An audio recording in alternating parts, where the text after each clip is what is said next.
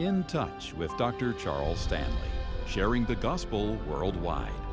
Next on In Touch, before you step out of the will of God. God has made it very clear in His Word that He has a purpose and a plan and a will for our life. Have you ever thought about that in your life? Think about this.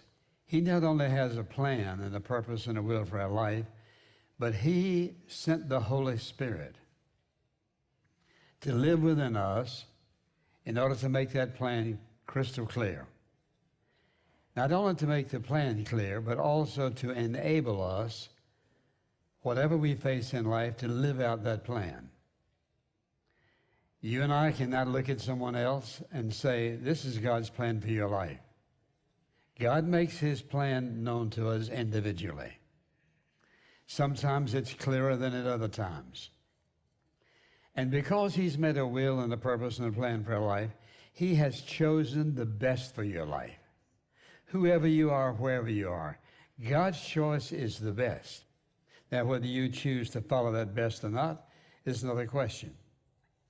But when I think about the Scriptures, I think about it in this light. Life at its best is a life lived in the will of God. That's the best life. Now, you have a choice. You don't have to walk in His will. He has a plan, a purpose, a will, but you don't have to walk in it. You can choose to do whatever you choose. But I want to remind you of one thing. When you choose to live outside the will of God, you choose to pay the price of disobedience to God. How foolish.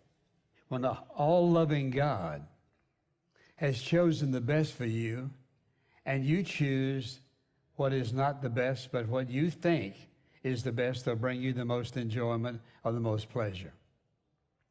So when I think about all that, I think about oftentimes the painful consequences that people go through when there are choices they make, and then they wonder why does God bless so-and-so this way?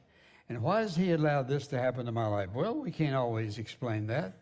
But one thing was certain, if you know that you're living in the will of God, He's going to turn it for your good. When you know that you're living outside the will of God, you're going to suffer the consequences. And I think about the title of this message, and I had to think about it a long time. The title is this: Before You Step Out of the Will of God. That's the title. Before you step out of the will of God, what? The best consequences are having it His way. The worst consequences, having it your way. But most people won't discover that